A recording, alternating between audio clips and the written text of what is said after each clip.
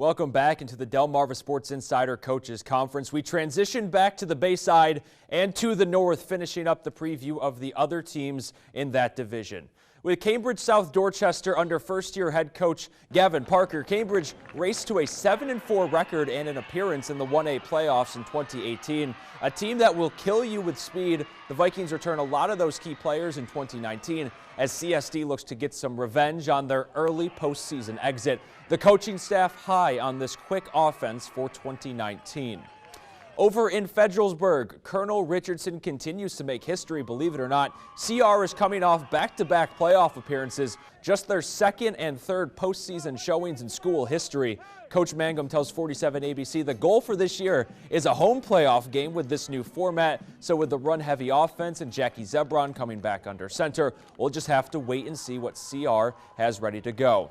And the team to be in the north, North Carolina High School, led by their trademark defense. Head coach James McCormick has yet another powerhouse team for 2019. Despite their 38-2 regular season record over the last 3 years, the Bulldogs struggling to get past Bayside teams in the playoffs, so looking to hit that mark this year. Now, North Carolina not in studio with us tonight, so we go back to a Bayside South team that we heard from earlier. Joining the desk, another 2A school, Y-High head coach Isaiah Taylor. All right, thanks so much, Jonah. Now we are joined by first-year Y-High head coach. There he is. I had to do the intro because, you know, you're from Y-High. Can't let you do it. Isaiah Taylor, Coach, thanks so much making your coaches conference debut. Yeah, really appreciate you joining us. How's everything been going? Everything's been great, man. We've got a group of guys that have bought into what we're selling. We've been aggressive about that approach and making sure that the culture has changed, and we've done that. Coach, a lot of talent returning on this year's team. What kind of attitude do you expect from the Indians, not off the field, but on the field this year? On the field, man, I expect a group of guys that know that they've put in the work to perform on the field. Right. We've been stressing the weight room, averaging about 35 to 40 guys 4 days a week in the weight room. So we believe that our guys understand that, hey, man, you get out what you put in. And ultimately, the way we practice is the way we want to play. So with that approach, I expect for our leaders to step up, from our skill position especially, to lead this team.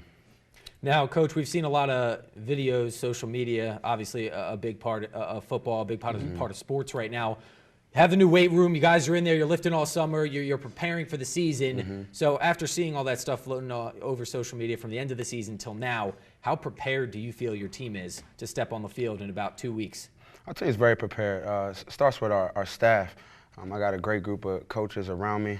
I brought in some guys that I used to play with that I'm real excited about, that have put this team in a position that we're in right now here in August, getting ready to be September, to play well and surprise a lot of people.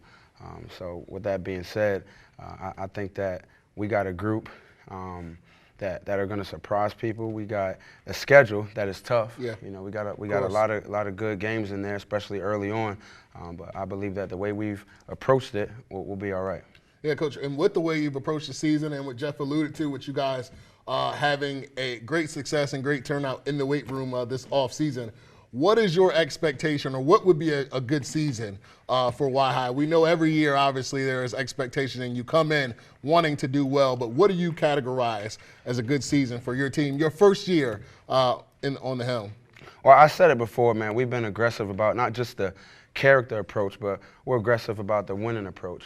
I think that 6-4 for our team was an underachievement if you look at the type of athletes that Y-High has and we've always had. And with the staff and with the players, we're looking at game one, taking it one game at a time, but our goal is to win every single game. I think that if you're not a team preparing to do that, then what's all the hard work for? Right. Yep. And, Coach, you're making, obviously, your coaches conference debut, but in about 2 weeks, you're going to be making your head coaching debut. Yes. So I'm sure there are no nerves there, but how excited are you to finally, put on the headset and know that you're going to be the play caller, you're the man they're looking at over on the sideline? I'm excited. It's an honor and a privilege to serve these guys. It's something special about the Y-High student athlete. I think that our community, the Y-High community, understands that our kids, man, they're loyal kids, and I've seen that. We're a group from coaches, players, and our administration that we kind of take pride in our program. and what we do, and we hold guys accountable. So it's nothing left to really talk about, but to get out there and show people what Waha's capable of. Yeah, Coach, one more question before we let you go. Coach, we know, or I see anyway, a different dynamic between you, the head coach, and the student athletes now. We talked about this when you came before and promoted your camp. How cool is it knowing that a couple years ago, you had the pads on, you know what I mean? And we got the film. If the kids don't believe you, that you were a baller, that you can get out there and show them, hey, you know what I mean? Everything that I'm telling you is things that I've accomplished and things that I've done. And what is that, you know, do you step in there sometimes just like, hey, you know what I mean? Yeah, our guys had fun. They love challenging me to one-on-ones and things like that, but they know they can't. I ain't gonna ask you how that goes. Yeah, I won't embarrass my guys. But no, it's great. I think that we keep a high energy atmosphere with me being a younger coach. Our kids, we have fun at practice. If you ever get a chance to roll by, you know, Waha in our practice field, you'll see guys yelling and screaming and having fun. And so me as the head coach, I use that energy to my advantage in order to get the guys to run through that wall. So it's a great feeling. Everything I've learned, my experiences from Salisbury, from that guy over there, Glenn Gibson, taught me a lot, and I'm excited to implement that into our team. Coach, I think I won't speak for Jeff, but I know I'm excited. You can speak for me. I'm excited as well. To see the new regime. I don't know if you're excited as I am to see the new regime. Coach Isaiah Taylor, once again, thank you so much for joining us. We cannot wait for week one. We really appreciate it. All right, we're taking things into another commercial break. When we get back to the interviews, some state champions in the house. Yeah, Woodbridge. We'll talk to them when DSI returns. I'm Coach Taylor, Wacomico High School football, and you're watching Delmarva Sports Insider. Roll Tribe.